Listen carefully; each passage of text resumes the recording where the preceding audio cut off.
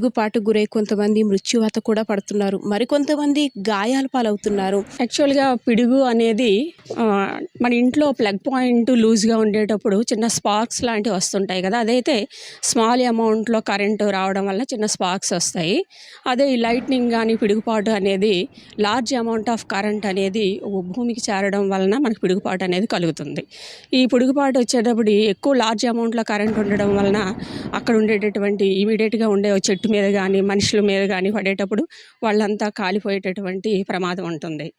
అయితే ఈ సమ్మర్‌లో హాలిడేస్ అవ్వడం వలన పిల్లలందరూ ఆరుబయట ఆడుకుంటూ ఉంటారు. ఆ టైంలో ఈ వర్షం పడేటప్పుడు పిడుగుపాటులో రావడం వలన వాళ్ళని వాళ్ళు సేవ్ చేసుకోవడానికి కొన్ని జాగ్రత్తలు తీసుకోవడం వలన దీన్ని బారిన పడకుండా వాళ్ళు రక్షించుకోగలరు. చెట్లు అనేవి టాలెస్ట్ ఆబ్జెక్ట్స్ కాబట్టి పిడుగుని అట్రాక్ట్ చేస్తుంటాయి. అందువల్ల చెట్ల కింద ఉండేవాళ్ళు ఎక్కువగా పిడుగు ప్రమాదాన్ని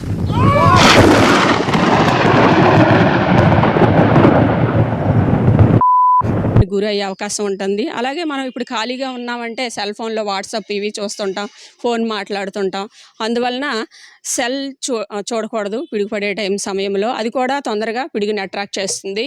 అదేవిధంగా మనం ఏం చేయాలో తెలియక పడుకుంటే మనం అట్రాక్ట్ అవ్వమేమో అనేసి పడుకునే పొజిషన్కి కూడా రాకూడదు. ఇలా ఉన్నా సరే మనకి రిస్క్ ఉంటుంది. ఎందుకంటే ఇది నేల మీద ఎక్కడైనా పిడుగు పడితే ఆ నేల తడిగా ఉండడం వలన వాళ్ళ వైపు అంతవరకు కూడా అట్రాక్ట్ చేసి పిడుగు రిస్క్ అవకాశం ఉంటుంది. అలాగే స్టాండింగ్లో కూడా ఉండకూడదు. స్టాండింగ్లో ఉన్నా సరే పిడుగు అవకాశం ఉంటుంది. వాళ్ళకు కూడా ప్రమాదంగానే ఉంటుంది. యాక్చువల్గా అంటే వర్షం తడవకుండా ఉండాలని చెట్ల కిందకి చేరుకుంటూ ఉంటారు బయట ఉండే జనాలు. కానీ చెట్టు అనేది ఒక టాలెస్ట్ ఆబ్జెక్ట్ అవ్వడం వలన ఎక్కువగా పిడుగు అనేది హైట్ ఎక్కువగా ఉండే ఆబ్జెక్ట్స్ని అట్రాక్ట్ చేస్తుంది. సో అందువల్ల ముందు చెట్ల మీద పడే అవకాశం ఉంటుంది. అది అందువల్ల చెట్టు కింద ఉండే వాళ్ళకి పిడుగుపాటు బారిన ప్రమాదం పడే అవకాశం ఉంది. అలాగే గొడుగు వేసుకొని కూడా వెళ్ళకూడదు. గొడుగు పైన మెటల్ ఉంటుంది కాబట్టి మెటల్ కూడా ఒక ఎలక్ట్రిసిటీని అట్రాక్ట్ చేస్తుంది. దాని గుండా ఎలక్ట్రిసిటీ ప్రవహించడం వలన వాళ్ళు కూడా ఆ పిడుగు బారిన పడే ప్రమాదం ఉంటుంది.